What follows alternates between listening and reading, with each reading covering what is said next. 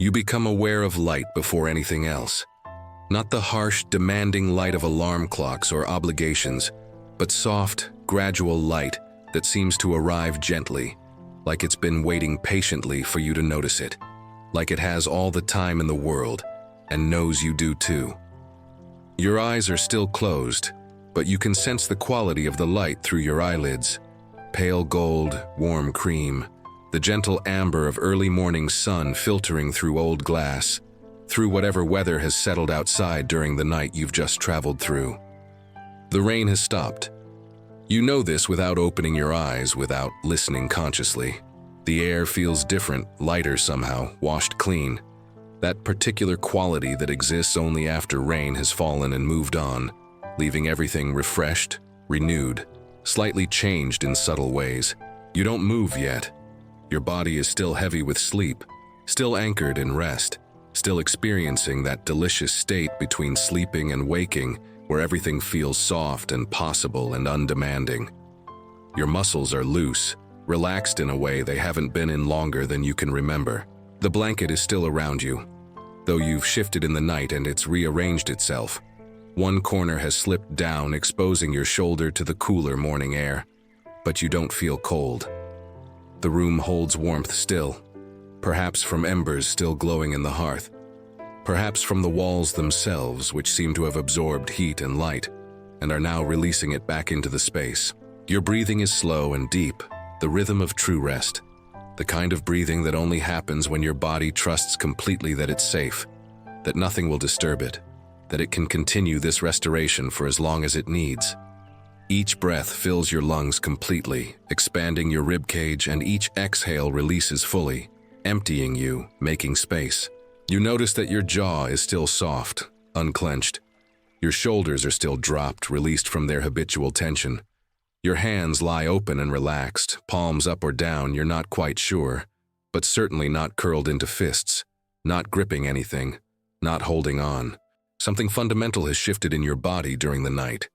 The chronic tension you arrived with, the tightness in your chest, the knot in your stomach, the ache in your lower back, has loosened significantly. Not disappeared entirely perhaps, but softened, eased, become something you can breathe around rather than something you have to constantly fight against. You flex your toes slightly, the first conscious movement of the morning, and feel them respond easily, fluidly. The stiffness that usually greets you on waking isn't there, or at least is much diminished. Your feet feel warm, comfortable, like they've been well cared for through the night. Your neck, which often protests when you first wake, feels surprisingly free as you turn your head slightly on the pillow. Something has released there too, some holding pattern interrupted, some new possibility of ease introduced to muscles that had forgotten they could be soft. The fire has burned very low now. You can sense this even without looking, can feel the difference in the quality of warmth in the room. Not the active heat of flames, but the gentler, residual warmth of a fire that's done its work, that's burned through the night as you slept, that's transformed logs to ash and warmth to dreams.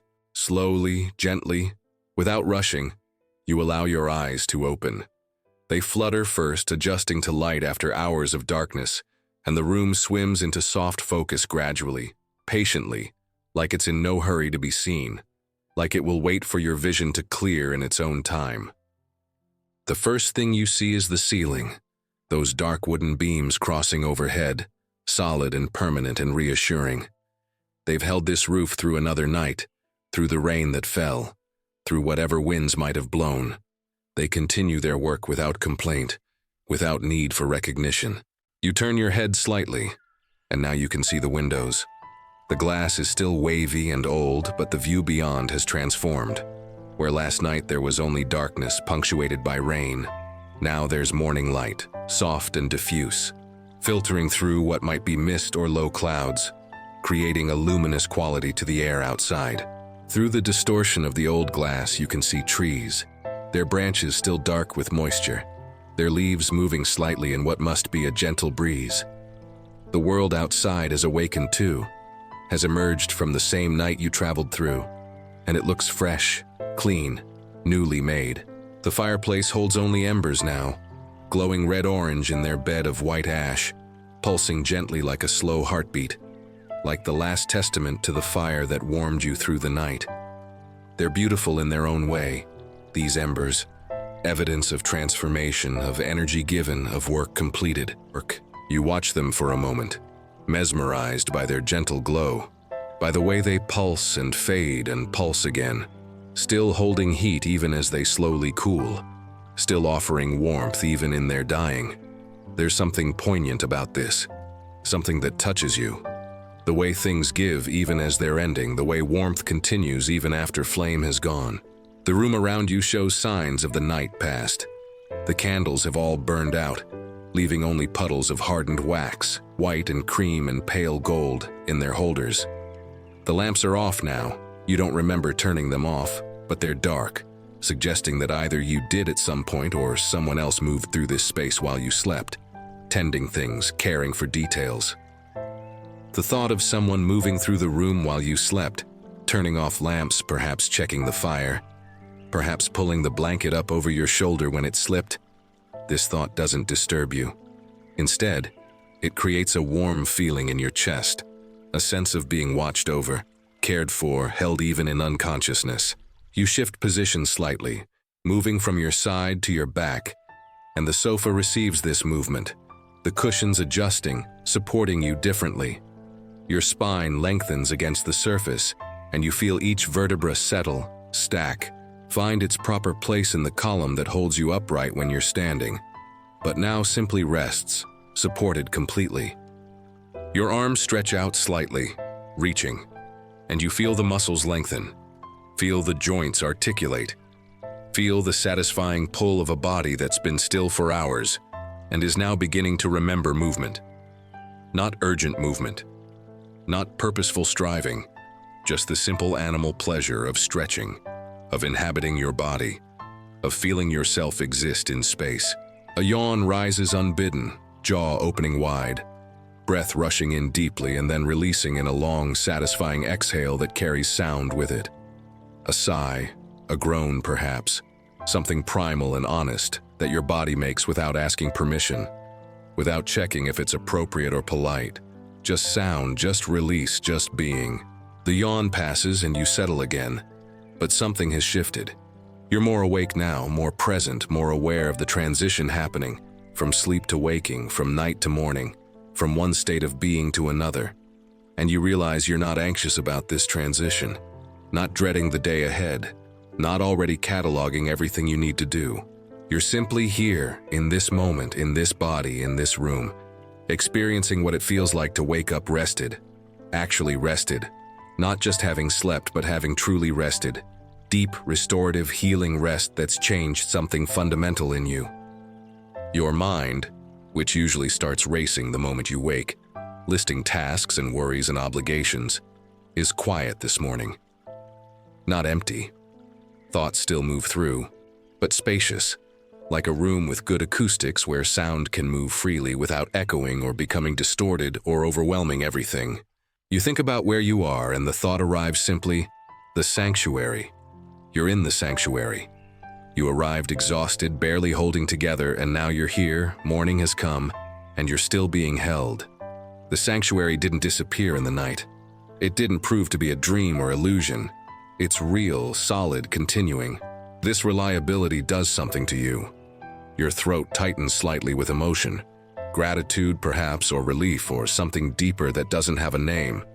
The feeling that something or someone has kept faith with you, has continued to hold you even when you couldn't hold yourself, has remained steady through your sleep, through the night, through the vulnerable hours when you were unconscious and defenseless. You sit up slowly, very slowly, not wanting to rush this transition, not wanting to shock your system from horizontal to vertical too quickly. Your body cooperates, muscles engaging smoothly, core supporting you as you rise, head following last to avoid dizziness or disorientation. Sitting now, feet on the floor, blanket pulled around your waist, you take a moment to simply be in this position, to feel what sitting upright feels like after hours of lying down. Your spine stacks itself almost automatically, finding its natural curves, and you realize you're sitting straighter than usual, taller with less effort. The wooden floor is cool under your bare feet. Not cold, but pleasantly cool, grounding. You press your feet more firmly against it, feeling the solid reality of wood, the truth of something that doesn't give way, that holds you up, that you can trust to be there. Your hands rest on your thighs, and you look down at them. These hands that have worked so hard, that have carried so much, that have held on so tightly to control, to competence, to the appearance of having everything together. They look different this morning, softer somehow, more relaxed even in stillness. You flex your fingers, watching them move, and they respond easily, fluidly. The stiffness that sometimes lives in your knuckles, the ache that sometimes runs through your wrists from too much typing, too much gripping, too much tension, it's lessened, eased, given way to something more like ease. Standing now, rising slowly from the sofa, you feel your body organize itself into uprightness. Your feet press firmly into the floor, your legs engage and straighten, your spine elongates, your head balances on top of it all, and you're standing, actually standing, without pain or significant discomfort or the grinding effort it sometimes requires. You're aware of your body in a different way than usual, not as a problem to be managed or a machine to be kept functioning, but as something alive, something that's been working hard on your behalf, something that deserves acknowledgement and gratitude and care. You take a few steps across the room, feeling your feet make contact with the floor, feeling your weight shift from left to right, feeling the mechanics of walking, something you do thousands of times a day without thinking, but which now feels almost miraculous in its complexity and ease. The room looks different in morning light. The same furniture, the same walls, the same shelves and objects, but transformed by the quality of illumination. Where firelight created drama and shadow, daylight reveals texture and detail. The grain of wood, the weave of fabric, the variations in color that artificial light obscures. You move toward the windows drawn by the light, by the view of the world outside. The floor is slightly cool under your feet, then warm where a patch of sunlight has found its way through the glass, then cool again. Each temperature change registers, feels significant, feels like information your body wants to receive. At the window you look out at the morning. The mist is lifting, burning off as the sun rises higher, revealing more of the landscape beyond the sanctuary. Trees, lots of trees, their trunks dark with moisture, their leaves bright green and glistening with raindrops that catch the light and throw it back in tiny sparkles. There's a garden visible from here, the one you glimpsed on arrival but didn't really see in the twilight. Now you can see it clearly. Herbs growing in neat rows, their leaves various shades of green and gray-green and purple-green, each plant distinct, each one offering itself for use, for healing, for nourishment. Beyond the garden, the path you walk to arrive here curves away into the trees. You can see it clearly now, those smooth, worn stones, and you remember how they felt under your bare feet, warm from the sun, then gradually cooling as evening came on, leading you here to this sanctuary, to this rest, Looking at that path now, from inside, from this place of safety and warmth, you feel a complex mix of emotions. Gratitude that you found it, that you followed it, that you allowed yourself to arrive. Pride maybe, or acknowledgement at least, that you made that journey, that you kept walking even when you were exhausted, that you chose to seek sanctuary rather than continuing to push through. But also something else, something harder to name, a recognition of how far you'd come, how much you'd been carrying, how desperately you'd needed this rest. A kind of retroactive understanding of your own exhaustion, now visible because you're no longer in the thick of it. No longer so deep in survival mode that you couldn't see how bad things had gotten. Your reflection in the wavy glass shows you yourself, distorted slightly by the old glazing, but recognizable. Your face looks different than you remember, softer around the eyes, less tight around the mouth. The deep furrow between your eyebrows has smoothed somewhat, and your jaw doesn't look so set, so clenched, so ready for battle. You look like someone who slept, actually slept. Deep, restorative, healing sleep that reached into your cells and told them it was safe to repair, safe to restore, safe to let down the constant vigilance that exhaustion requires. Turning from the window, you survey the room again with fresh eyes. The sofa where you slept, cushions indented where your body rested, blankets rumpled, showing the evidence of your night here. The fireplace with its bed of embers still glowing faintly. The shelves with their books and objects. The low table with its pitcher of water. Water. The thought arrives with sudden urgency. You're thirsty, mouth dry from sleep, from breathing through the night, from the restoration your body has been doing that requires hydration, that depletes resources even as it repairs. You move toward the table, toward the pitcher that waited there last night. The ceramic is cool under your hand as you lift it, surprisingly heavy, full still or perhaps refilled while you slept. The water inside moves, sloshes slightly, and you can see through the translucent walls of the pitcher that it's clear, clean, pure. You pour slowly, watching the water arc from pitcher to glass, hearing the gentle glug and splash as it fills the vessel. The glass is simple, sturdy, designed for use rather than display, and it fits your hand perfectly, like it was made for this exact moment, this exact need. You bring the glass to your lips and drink. The water is cool, not cold, exactly the right temperature. And it tastes different from any water you've had recently. Clean, yes, but more than clean. Alive somehow, vital. Like it's come straight from a spring or well. Like it carries minerals and essence of stone and earth. You drink deeply, feeling the water move down your throat, feeling it reach your stomach, feeling your body receive it with what can only be described as gratitude. Your cells seem to sigh with relief, soaking up this hydration they've been waiting for, using it immediately to continue whatever work they've been doing through the night. When you lower the glass, half empty now, you realize you're smiling. Just a small smile, private and real, but definitely there. The simple pleasure of cold water when you're thirsty, the basic satisfaction of a need met, a body cared for, a moment of pure, uncomplicated rightness. You set the glass down and notice the bowl beside it, the one that held dried fruit or nuts or honeycomb last night. It's been refilled, you see. Fresh fruit now, actual fruit, bright colors against the neutral ceramic. Berries, perhaps, or sliced apple glistening slightly, offered without ceremony or demand. Your stomach responds to the sight, not with urgent hunger but with gentle interest, with the body's quiet request for fuel, for sustenance, for the building blocks it needs to continue its healing work. You reach for a piece of fruit. It's apple, crisp and fresh and sweet, and bring it to your mouth. The first bite releases juice and flavor, sweetness cut with just enough tartness to be interesting, and the texture is perfect, satisfying, requiring enough chewing to be engaging but not so much that it's work. You eat slowly, consciously, tasting each bite, feeling the fruit become part of you, become energy, become the fuel your body transforms into continued existence. When did you last eat something this mindfully? When did you last pay attention to the act of eating, rather than doing it while distracted, while working, while rushing to the next thing? The question arrives without judgment, just curiosity, just noticing.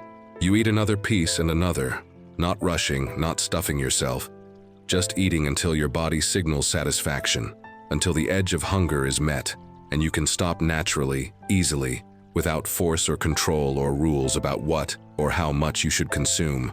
The room is warming now as the sun rises higher, as light streams more directly through the windows. You can feel it on your skin where you stand, can feel the difference between the warmth of sunlight and the warmth that radiates from the dying embers in the hearth. Both are good, both are welcome. Both are different flavors of the care this space offers. You move back toward the fireplace, drawn by some instinct to witness the last of those embers, to acknowledge what they gave through the night.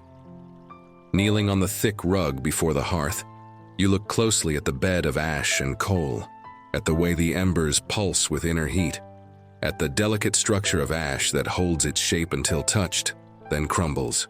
There's beauty here, you think. Even in ending, even in transformation, even in the last stages of burning. Beauty, purpose, generous giving. The fire didn't hold back its warmth, didn't ration its light.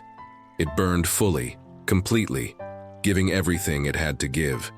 And now it rests in this final glowing, this last gift before becoming something new. Ash, which will nourish soil, which will feed plants, which will continue the cycle. Everything transforms, you think. Everything gives what it has, becomes what it needs to become, serves its purpose, and then releases into the next thing. Nothing is wasted. Nothing is meaningless. Even exhaustion, even breakdown, even the desperate need for rest that brought you here. All of it part of the cycle, all of it necessary, all of it leading somewhere. You rise from your kneeling position, feeling your knees protest slightly. They're not young knees, they've carried you a long way, they deserve acknowledgement. And you stand again, looking around this room that held you through the night, this sanctuary that continues to offer itself without condition or limit. What happens now?